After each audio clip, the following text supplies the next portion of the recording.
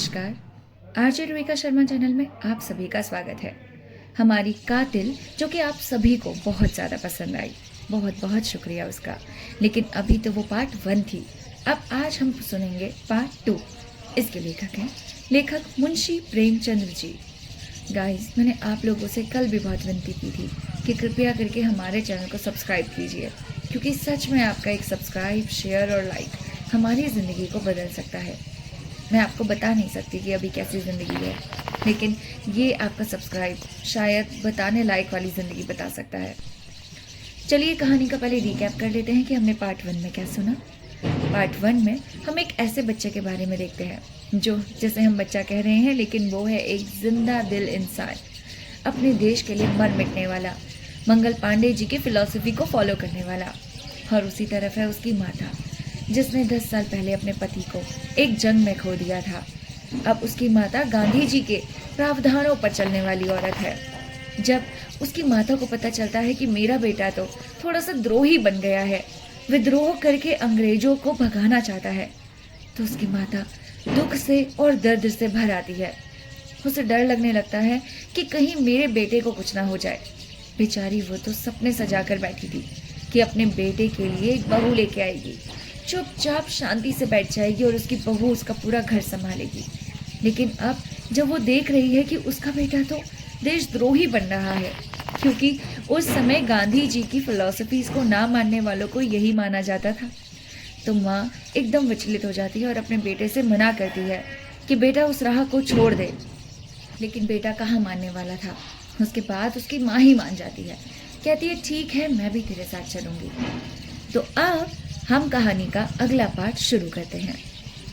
दूसरे ही दिन परीक्षा का अवसर उपस्थित हुआ। यह 2 दिन बुढ़िया ने रिवॉल्वर चलाने के अभ्यास में खर्च किए।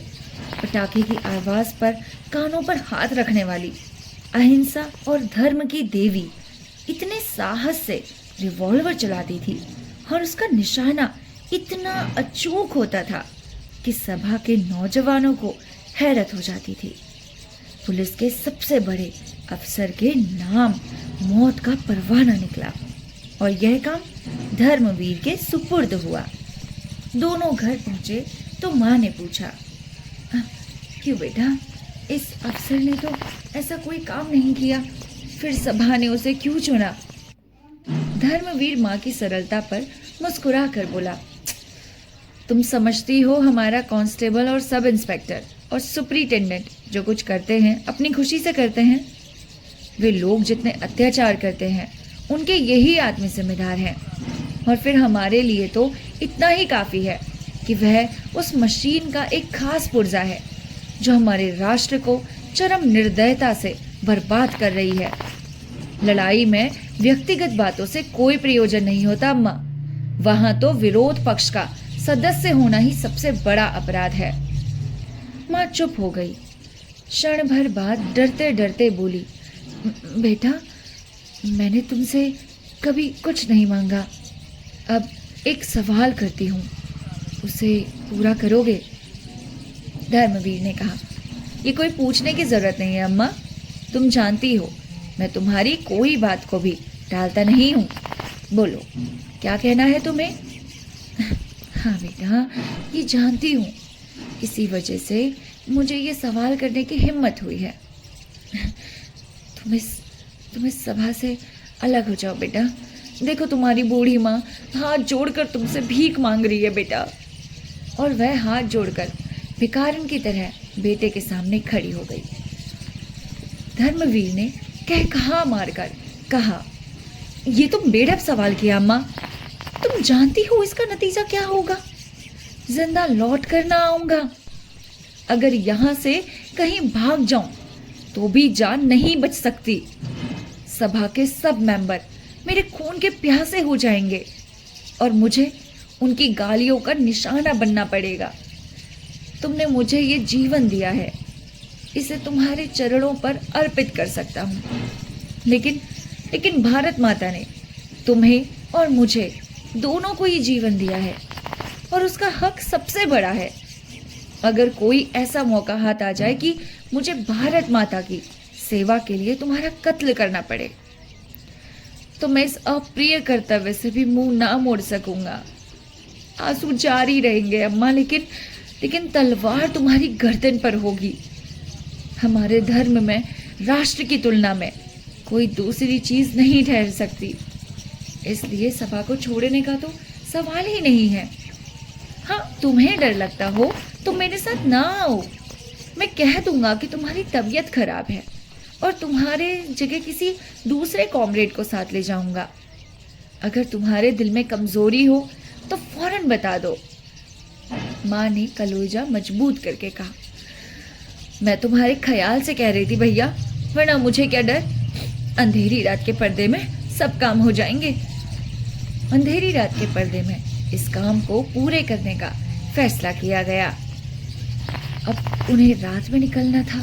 कूप का पात्र रात को क्लब से जिस वक्त लौटता था, उसकी जिंदगी का चिराग बुझा दिया जाना था।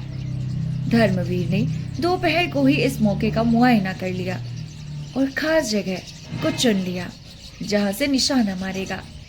साहब के बंगले के पास करील और करौंदे की एक छोटी सी झाड़ी थी, वहीं उसकी छिपने की जगह होगी।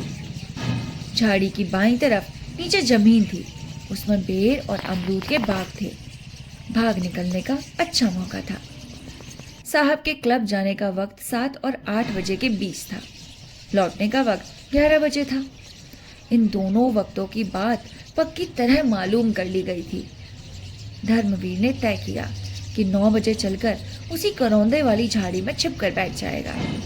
वहीं एक मोड़ भी था। मोड़ पर मोटर की चाल कुछ धीमी पड़ जाएगी। ठीक इसी वक्त उसे रिवॉल्वर का निशाना बना लिया जाएगा। जैसे जैसे दिन गुजरता जाता, बूढ़ी माँ का दिल भय से सूखता जाता, लेकिन धर्मवीर के दैनंदिन आचरण में कोई भी फर्क नहीं था। वह समय पर उठता, नाश्ता करता, संध्या की ओर कुछ देर तक पढ़ता रहता। 2-4 मित्र आ गए। उनके साथ 2-3 बाजियां शतरंज की खेल ली। इम्तिनान से खाना खाया और अन्य दिनों से कुछ अधिक खाया। फिर आराम से सो गया कि जैसे उसे कोई चिंता नहीं है। माँ का दिल उचाट था। खाने पीने का तो जिक्र ही क्या, वह मन मारकर एक जगह बैठ भी ना पाती थी। पड़ोस की औरतें हमेशा की तरह आई। वे किसी से कुछ न बोली, बदहवास ही इधर उधर दौड़ती फिरती थी, जैसे चुईया बिल्ली के डर से सुराग ढूंढती हो। कोई पहाड़ सा उसके सर पर गिरता था। उसे कहीं मुक्ति नहीं, कहीं भाग जाए ऐसी कोई जगह नहीं। घिसे पिटे दार्शनिक विचार जिनसे अब तक उसे सांत्वना मिलती थी, भाग्य, पुनर्जन्म, भगवान की मर्जी, वे सब एक भयानक विपत्ति के सामने व्यर्थ जान पड़ते थे। जरब तकर और लोहे की टोपी, तीर, तुपक से रक्षा कर सकते हैं, लेकिन पहाड़ तो उन सब चीजों के साथ कुचल डालेगा। उसके दिलो दिमाग बेकार होते जाते थे। अगर कोई भाव शेष था तो वह भय था, मगर शाम होते होते उसके हृदय पर एक शांति सी छा गई। उसके अंदर एक ताकत पैदा हुई जिसे मजबूरी की ताकत कह सकते हैं। चिड़िया उस वक्त तक फड़फड़ाती रही जब तक उड़ निकलने की उम्मीद थी। उसके बाद बहेलिए के पंजे और कसाई के छुरे के लिए तैयार हो गई। भय की चरम सीमा साहस है। उसने धर्मवीर को पुकारा, बेटा आकर कुछ खा लो। धर्मवीर अंदर आया। आज दिन भर माँ बेटे में एक बात भी ना हुई थी। इस वक्त माँ ने धर्मवीर को देखा तो उसका चेहरा उतरा हुआ था। वह संयम जिससे आज उसने दिन भर अपने भीतर की बेचैनी को छिपा रखा था, जो अब तक उड़े उड़े से दिमाग की शक्ल में दिखाई दे रही थी, खतरे के पास आ जाने पर पिघल गया। जैसे कोई बच्चा भालू को दूर से देखकर तो खुशी से चिल्लाता है, तालियां बजाता है, लेकिन उनके पास आने पर चीख उठता है। दोनों ने एक दूसरे की तरफ देखा। दोनों रोने लगे। माँ का दिल खुशी से खिल उठा। उसने आंचल से धर्मवीर के आंसू पोंछते हुए कहा, चलो बेटा, यहाँ से कहीं भाग चलते हैं। धर्मवीर चिंता मग्न खड़ा था। माँ ने फिर कहा, किसी से उसे कुछ कहने की जरूरत नहीं, यहाँ से बाहर निकल जाए, जिसमें किसी को खबर भी ना हो। राष्ट्र की सेवा करने के और भी बहुत से रास्ते हैं। धर्मवीर जैसे नींद से जागा, बोला, ये नहीं हो सकता अम्मा, कर्तव्य तो कर्तव्य है, उसे पूरा करना पड़ेगा, चाहे रोकर पूरा करूं चाहे हंसकर। हाँ, इस ख्याल से डर लगता है कि नतीजा ना जाने क्या हो। मुमकिन है निशाना चूक जाए और गिरफ्तार हो जाओ, या उसकी गोली का निशाना बनूं। लेकिन खैर, जो हो सो हो, मर भी जाएंगे तो नाम तो छोड़ जाएंगे। क्षणभर बाद उसने फिर कहा, इस समय तो कुछ खाने को भी जी नहीं चाहता माँ, अब तैयारी करनी चाहिए। तुम्हारा जीना चाहता हो तो ना चलो, मैं अकेला चला जाऊंगा। माँ ने शिकायत स्वर में कहा, मुझे अपनी जान की इतनी प्यारी नहीं है बेटा, मेरी जान तो तुम हो, तुम्हें देखकर जीती थी।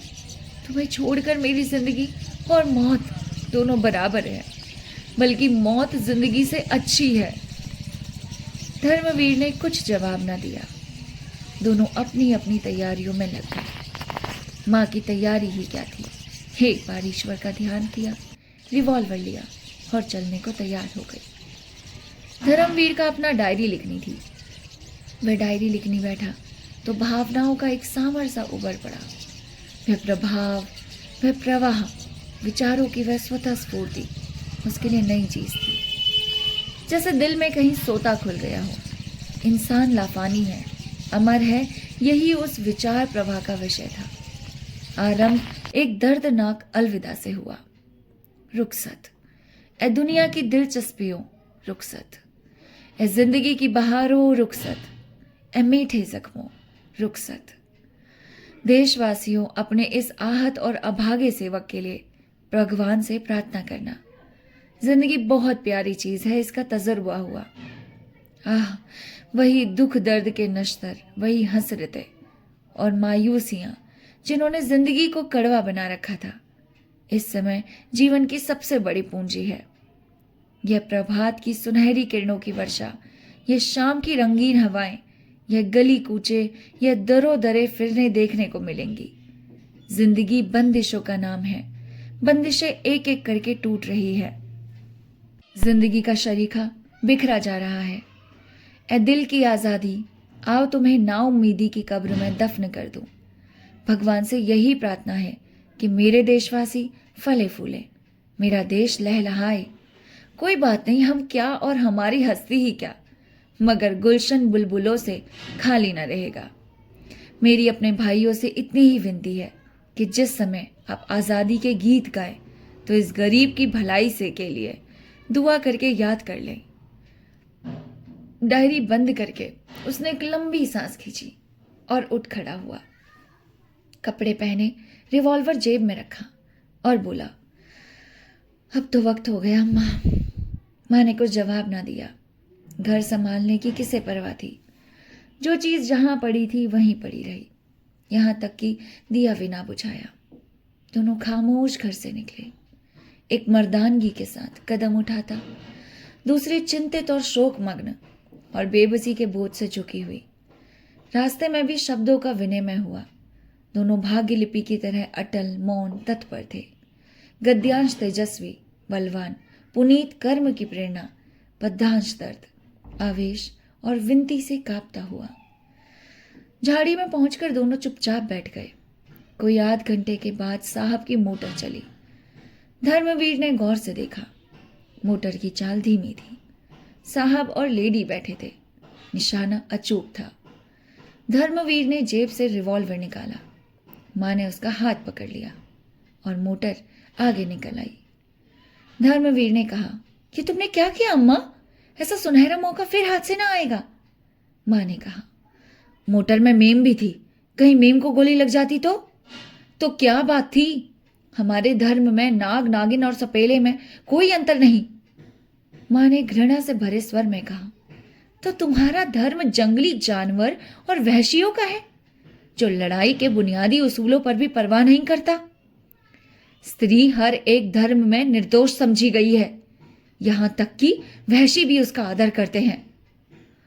वापसी के समय हरगिज ना छोड़ूंगा। मेरे जीते जी तुम स्त्री पर हाथ नहीं उठा सकते। मैं इस मामले में तुम्हारी पाबंदियों का गुलाम नहीं हो सकता माँ।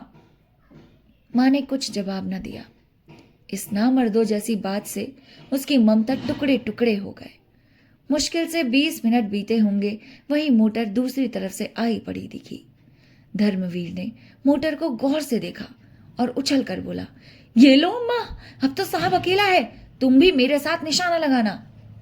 माँ ने लपक कर धर्मवीर का हाथ पकड़ लिया और पागलों की तरह जोर से लगाकर उसका रिवॉल्वर छीनने लगी। धर्मवीर ने उसको एक धक्का देकर गिरा दिया और एक कदम रिवॉल्वर साधा।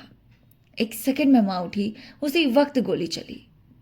मोटर आगे निकल गई मगर माँ जमीन पर तड़प रही थी। धर्मवीर ने रिवॉल्वर फेंककर माँ के पास गया और घबरा कर बोला, अम्मा, अम्मा क्या हुआ? एकाएक इस शोक भरी घटना की प्रतीति उसके अंदर चमक उठी। उसे पता चला अपनी प्यारी माँ का कातिल वही है। उसके बाद उसके स्वभाव की सारी कठोरता और तेजी की गर्मी बुझ गई। आंसुओं की बढ़ती हुई थरथरी को अनुभव करता हुआ वह नीचे झुका। माँ के चेहरे की तरफ आंसुओं में लिपटी हुई शर्मिंदगी को देखकर बोला, ये क्या हो गया अम्मा? हाय, तुम बोलती क्यों नहीं? ये कैसे हो गया? अंधेरे में कुछ नजर भी तो नहीं आता, कहाँ गोली लगी?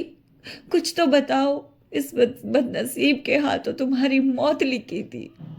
जिसने तुमने गोद में पाला उसी ने तुम्हारा खून कर दिया। किसे बुलाऊं? कोई नजर भी तो नहीं आता। माँ ने डूबती हुई आवाज में कहा, मेरा जन्म सफल हो गया बेटा। तुम्हारे हाथों मेरी मिट्टी उठेगी। तुम्हारी गोद में मर रही हूं। छाती में घाव लगा है। जो तुमने गोली चलाई, मैं तुम्हारे सामने खड़ी हो गई। अब नहीं भूला जाता। परमात्मा तुम्हें खुश रखे, मेरी यही दुआ है। और मैं क्या करती बेटा? माँ की आबरू तुम्हारे हाथ में है, तो मैं चली। क्षण भर बाद उस अंधेरे सन्नाटे में धर्मवीर अपनी प्यारी माँ के नीमजान शरीर को गोद में उठाए चला, ठंडे तलवों से अपनी आंसू भरी आंखें रगड़कर दर्द की टीस का अनुभव कहानी यहीं पर ही समाप्त हो गई। आप लोगों को इस कहानी का अंत कैसा लगा, हमें कमेंट करके ज़रूर बताइएगा। एक और बार मैं आपसे निवेदन कर रही हूँ, कृपया करके हमारे चैनल को सब्सक्राइब ज़रूर कीजिएगा, क्योंकि आपका एक सब्सक्राइब हमारे लिए बहुत महत्व रखता है। धन्यवाद।